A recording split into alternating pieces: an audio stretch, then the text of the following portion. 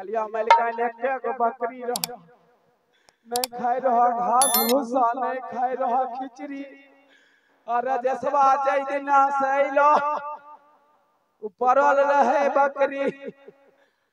औने से बतवाइले तोड़ देले करी हेलो अरे तोरा बुझा दे आवे छै बता रंग महल का हाल समाचार कैसे छै कथि अपना रंग महल का हाल समाचार ठीक छै ने बहुत बढ़िया पहले तो भुकुर भुकुर नहीं करे रहे मलिकाइन अच्छा जहियास तुम्हार फुलबारी से लोहन हां रे कखनो लाल बरे छै कखनो हरियर बरे छै आ कखनो कथकिया आ कखनो के गुलाबिया आ भैर रात पियरका भुकुर भुकुर भुकुर भुकुर अतरा रामे आसुमरा न करिए आगे देखी आरामे जी के दबुआ है भजिए आरामे जी के दबुआ है भजिए आरामे जी है ना कई थी न बेला पर बोला रही मेरो राम राम सुमरा न करिए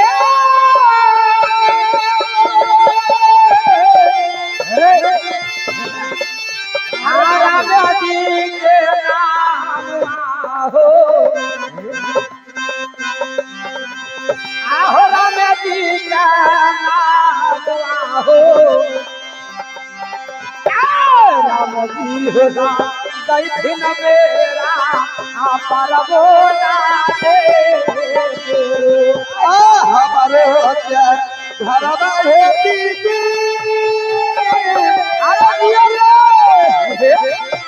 पिंगल पूरा सहरिया है ना गई आप पिंगल पूरा सहरिया है ना गई आप पिताजी कहे तबुआ राजा पिंगल सिंह बोला नहीं मेरो हरा मोरा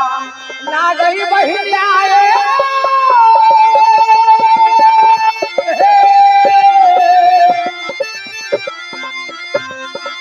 आप कल पूरा सहारिया है ना गई आहे पिंगला पूरा सहारिया है ना गई बाबूजी के नमुआ राजा पिला सिंह बोला माता जी का नमुआ है ना गई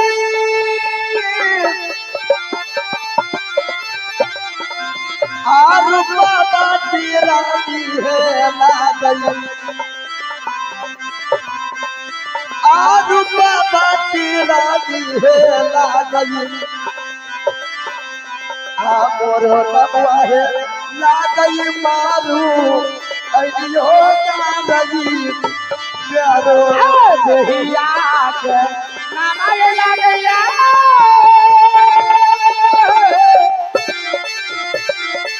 आ सती मारो ना गया आ सती मारो ना गया आदहिया नमुआ साथी मारू आयनियो नारे हाँ दुश्मन जी मेरी घर रे पिंगलपुर शहर रे पिताजी का नाम राजा पिंगल सिंह माता की नाम रूपमती रानी मेरी नाम सती मरवन लगती है अरे मंत्री रे गोर लागे खुश रह बैठा काहे के नहीं सुन गला अरे रंग महल का हाल समाचार बताओ वह तो बन गए भाप नहीं दे रहे गोर लागलिया कहलिया मलिकाइन है की हेलो रे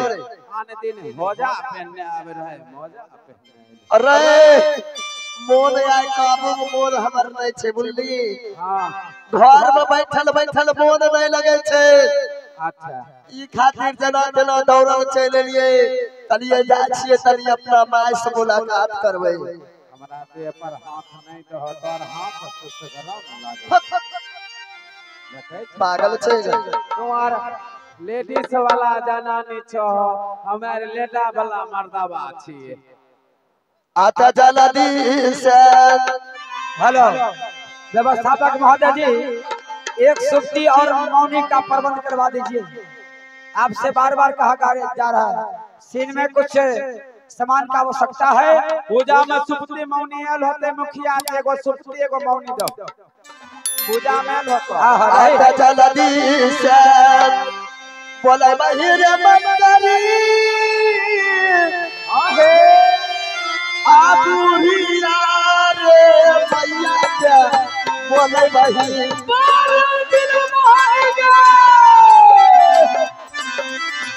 हमारे रे भैया के बोले बही हमें करबै रे भैया बुला कतियो करई आ जल्दी से अब ही के मैया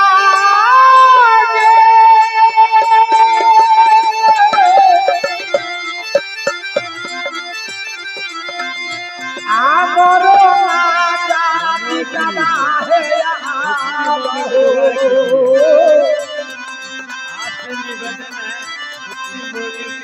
आमरो राजा निकला है हो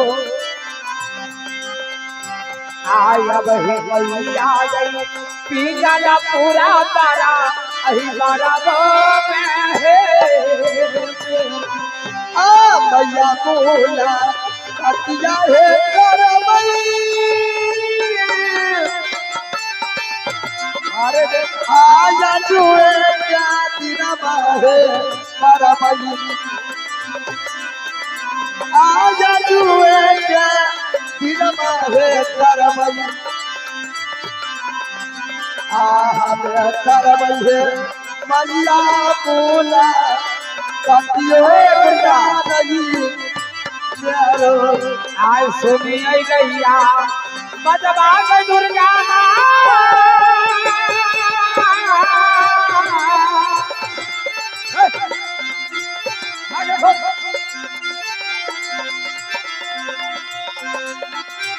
आई दुलारी बेटिया के सुनिए आय बनो ये दुनिया के सुनिए हम चलल हो आज वही दिना धा आई बनमो में रे छोरा रे मैले कहाँ है माइक बोलैली बोले लिया तो एमे लाइन नहीं रहा लाइन ओकरा में नहीं रहे तोरो लाइन नहीं रहो रे हमरा बड़ा है हो बाजा वाला भाई एमे बेटी के रहो पंकज के कहे छ मैले कहाँ है नंदलाल की हेलो रे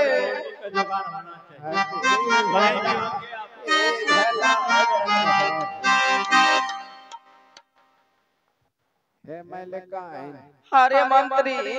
तोहर बोर सोर के शरीर भेला हरे पिठी में डरीर भेला हाथ गोर लूज होला आँख कमजोर होला 4 गो घूर वाला चश्मा के जरूरी होला रे छौरा हमें तो बूढ़ भेलिए रे अब हमरा लखा तो कम समझै छै रे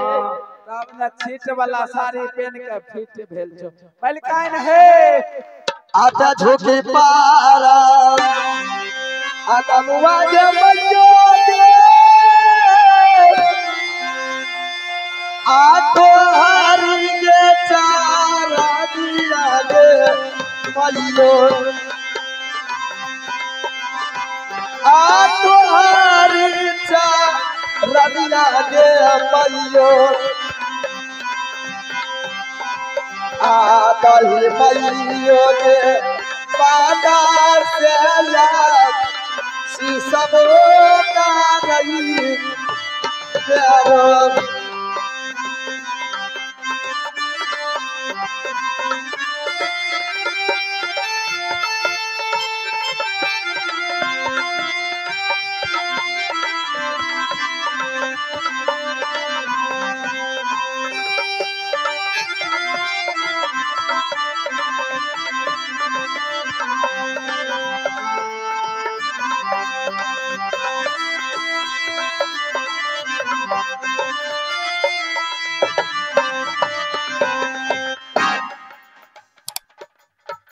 गोर लागे छे गे माय खुश रहे के